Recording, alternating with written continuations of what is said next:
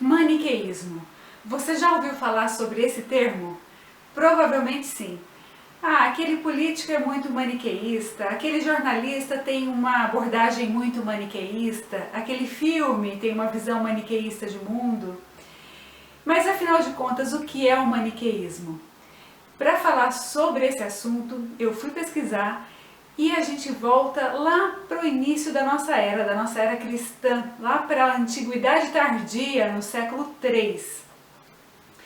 Na Pérsia, ali na Babilônia, na região da Mesopotâmia, nasceu Mani. Ele nasceu de uma família de uma certa nobreza, tá? Uma família de um certo status.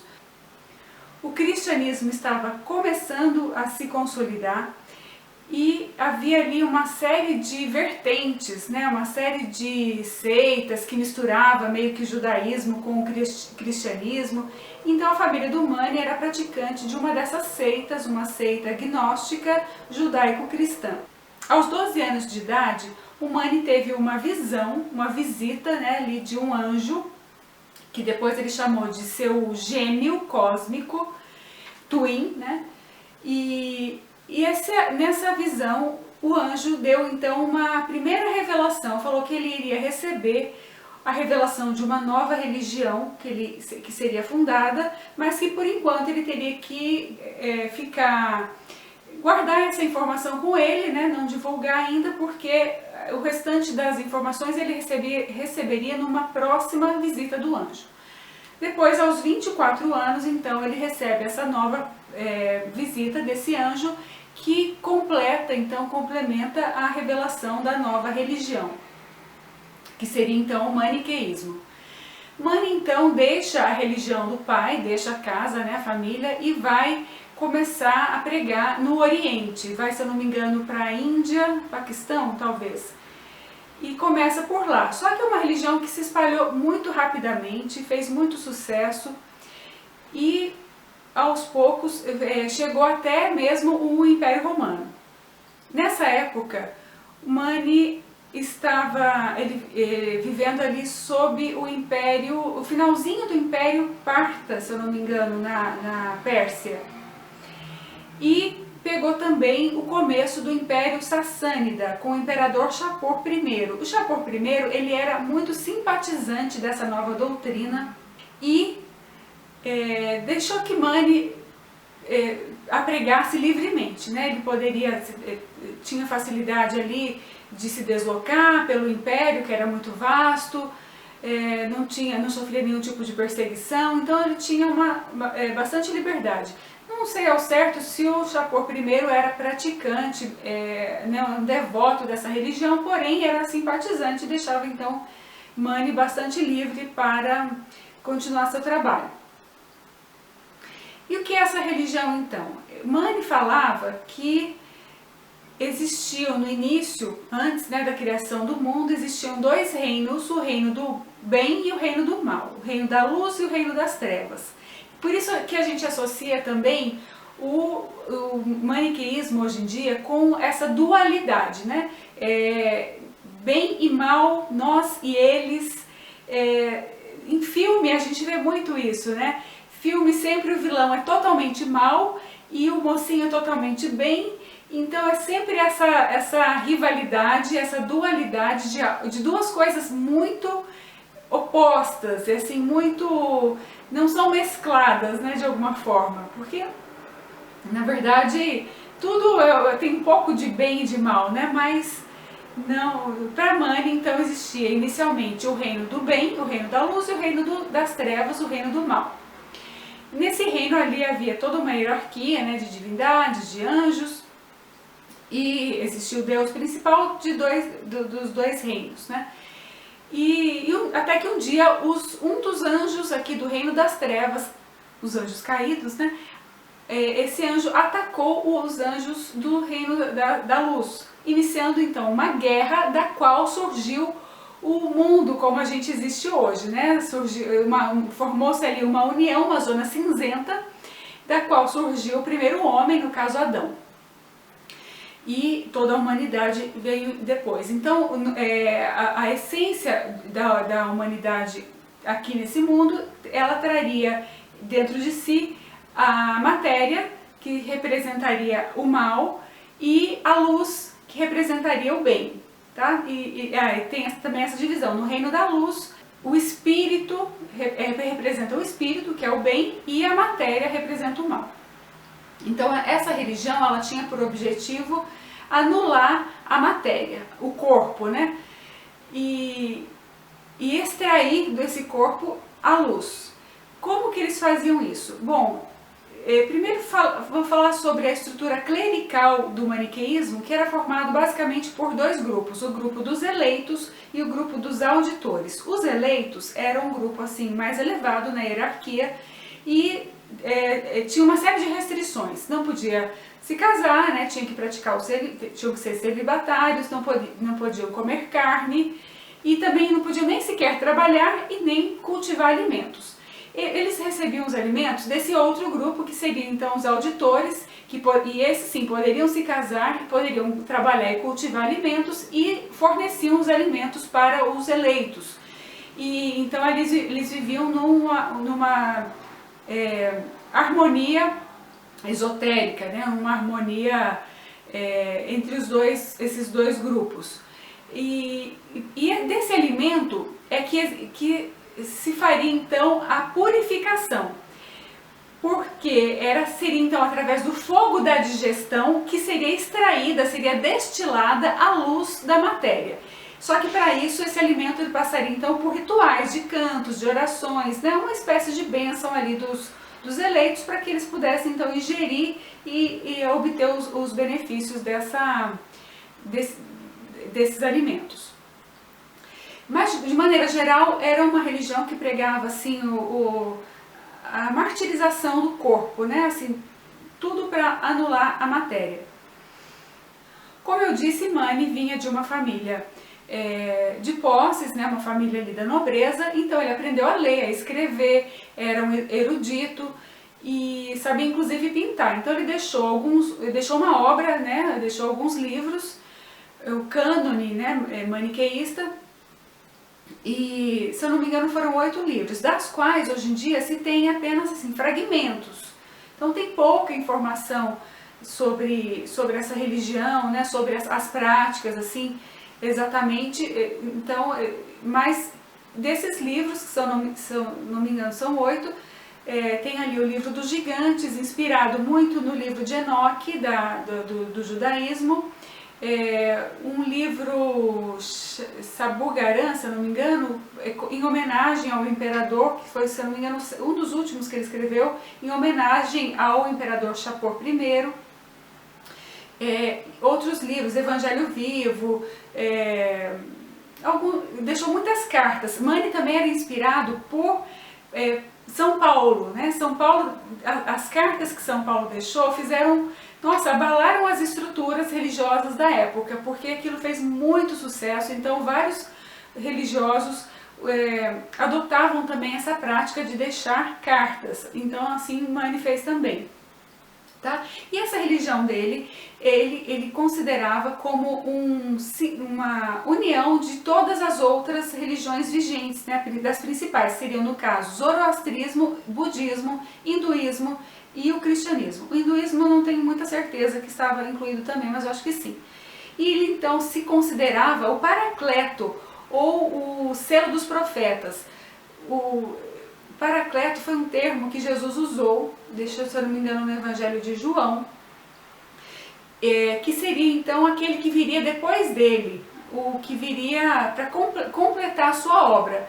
Porque ele Mani achava que ele era o último dos profetas, que esses profetas vinham desde Adão, né, passou por todos os profetas ali do judaísmo, e depois Buda, Zoroastro, Krishna e finalmente Jesus Cristo, e ele então viria para completar a obra de Jesus Cristo. Seria o Paracleto ou o último dos profetas, apesar que Paracleto Jesus usou em um outro contexto, referindo mais ao Espírito Santo, né?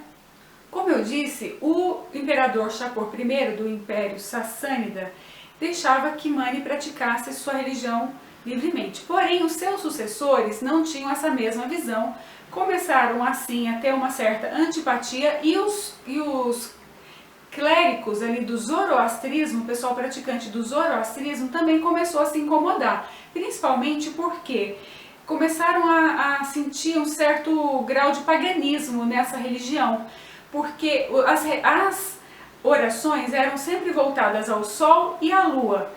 Era uma religião que tinha como a luz a sua questão principal ali, né, que representava Deus, que representava o bem. Então era sempre buscando a luz do sol, a luz da lua, não necessariamente que a lua e o sol fossem que esses astros fossem os deuses, né, que fossem algum deus.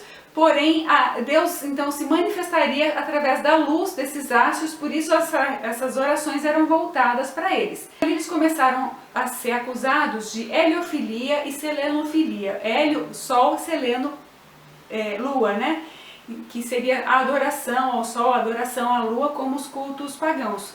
Então começaram a ser perseguidos, até que ele foi condenado, foi julgado e condenado à morte. Morreu durante a prisão. Não tenho certeza se foi crucificado. A sua morte não há assim uma certeza, né? Não há registros que indiquem exatamente qual foi o tipo da morte, mas enfim, ele conseguiu ainda durante quase 50, aproximadamente 50 anos, ele praticou livremente a sua religião.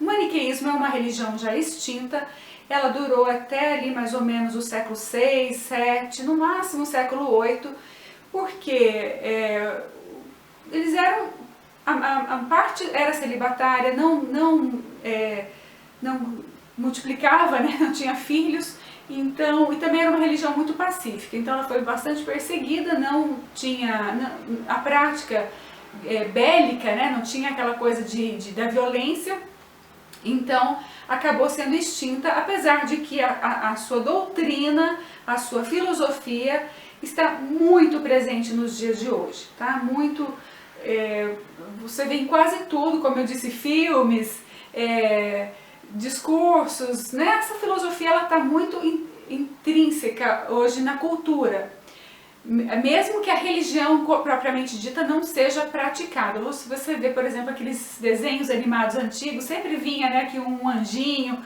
e um diabinho aqui do lado, então sempre essa dualidade de bem e mal. Mas isso foi contestada por várias pessoas, inclusive por Santo Agostinho. Eu vou falar sobre ele em outra oportunidade, tá? Estou até aqui com o livro, né, Confissões de Santo Agostinho, onde ele fala muito sobre o maniqueísmo, porém eu não vou falar sobre ele hoje, mas só vou falar rapidamente que o Santo Agostinho foi um praticante, antes, né, da sua conversão, foi um praticante do maniqueísmo e chegou quase que a nível de eleito, porém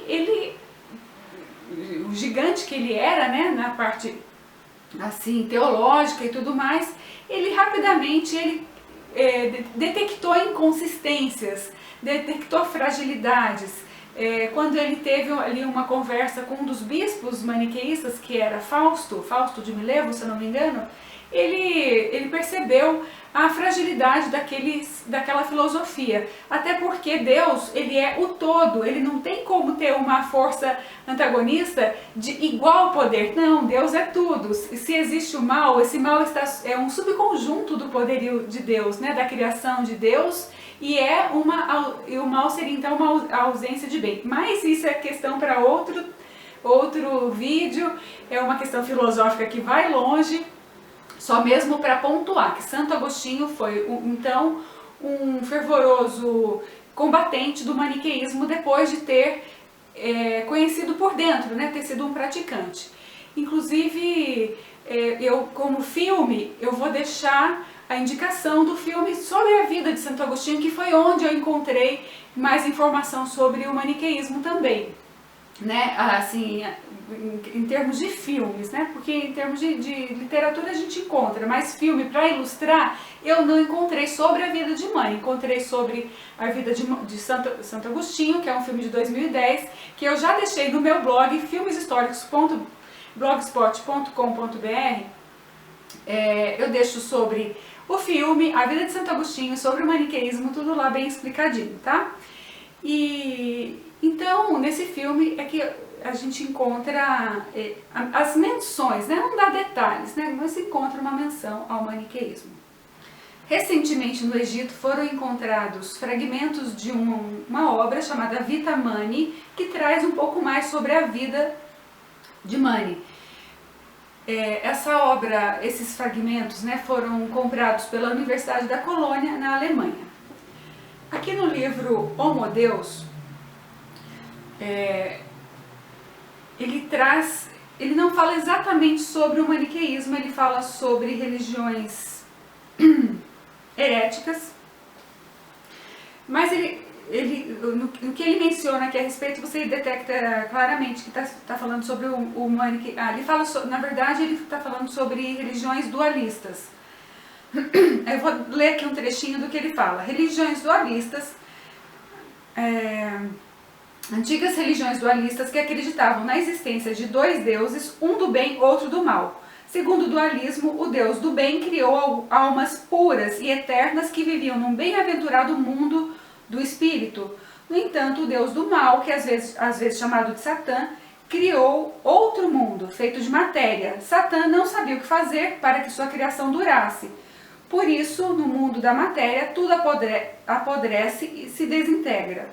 Para insuflar vida em sua criação defeituosa, Satã tentava as almas do mundo puro do espírito e as confinava em seus corpos materiais. Como a alma aprisionada, o corpo, decai e posteriormente morre, Satã seduz a alma com delícias corporais, sobretudo com comida, sexo e poder. Quando o corpo se desintegra e a alma tem a oportunidade de fugir, retornando ao mundo espiritual, seu desejo de prazeres corporais a leva de volta para dentro de algum novo corpo material. A alma, assim, se transmigra de corpo em corpo, desperdiçando seu tempo em busca de comida, sexo e poder. O dualismo instrui as pessoas a romper essas cadeias materiais e empreender uma jornada de volta ao mundo espiritual, que nos é totalmente desconhecido, mas também a nossa verdadeira moradia. Então é o que ele está falando aqui nesse livro, que está fazendo também muito sucesso. Tá bom, gente? Então, sobre o maniqueísmo era isso que eu tinha para falar.